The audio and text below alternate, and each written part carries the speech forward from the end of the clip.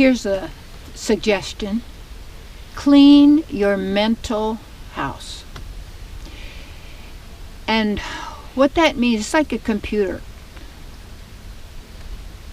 Today, Michael, the director, is working on the movies here that you're watching. And in the computer we're using was saying there were some glitches or whatever, and found out it was because it needed to be cleaned out of, more space, make more space and clean out that sort of, the old programs, you might say.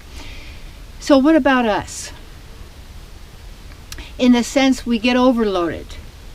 We have clutter in the mind, pettiness, old grudges, old dialogue, what I'm going to say next, what I coulda, shoulda, woulda, going on like this.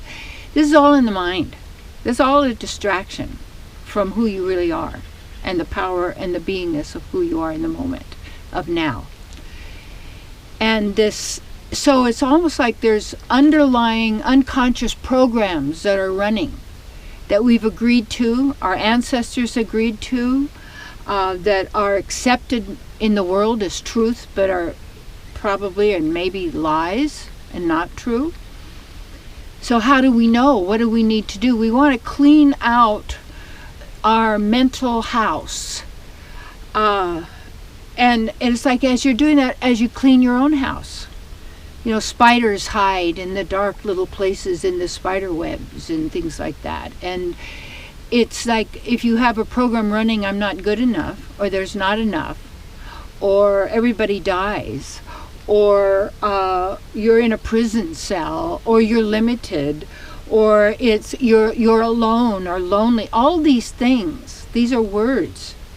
And these words, there's definitions and our own understanding, and each word is a world in a sense of all of these concepts that could be like hypnotic spells cast upon us. And it's interesting, some of those old stories, fairy tales and such, were talking about casting spells. Maybe they weren't fairy tales.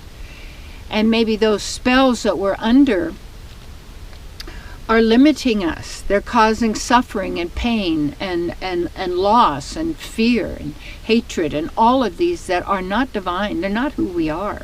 Not necessary. This isn't really what life is. You are life. And being who you are, you can take on any consciousness. You can take on any thought system. You could take on any belief system, anything that you want. And people are doing this all the time, but most people don't have a clue. They don't even know what they're doing. Because it all seemed like the knowledge that you could get of what's going on in the outer world, the study of the outer world, was more important than the study of yourself. And they even made the word self-centered as bad. No, you are centered in yourself. But when you know who yourself is and you're being who your true self is, you're in harmony with all selves, all divine beings.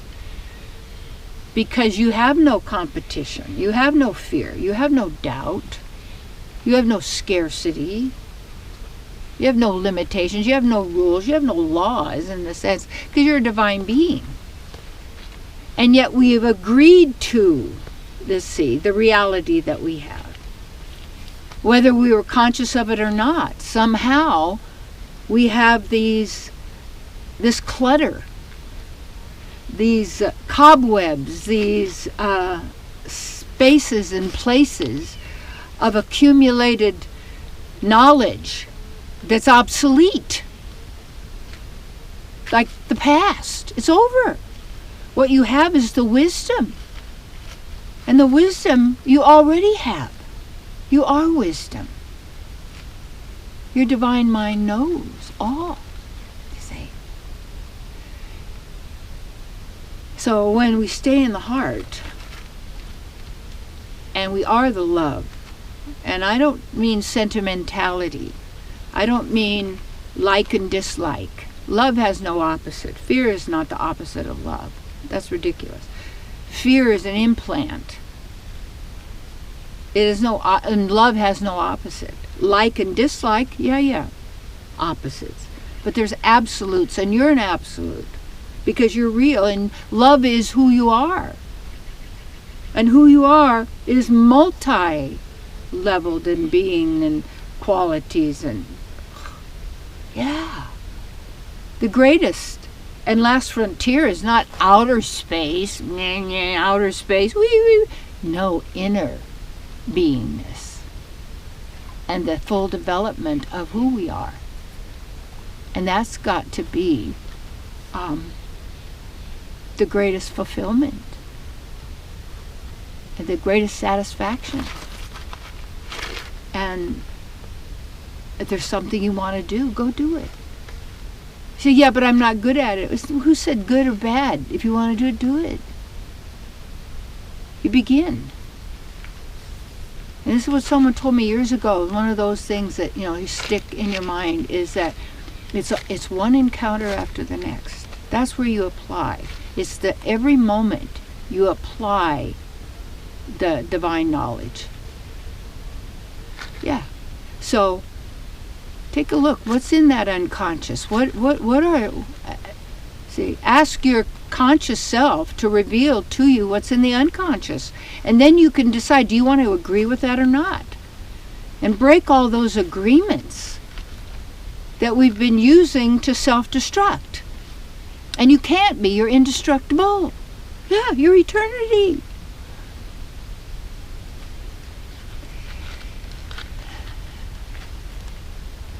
And just to let go of the thoughts and concepts and beliefs and ideas that are self-destructive, self-abusive. Because what are they? You don't need it. Yeah, let yourself accept the bounty of who you are.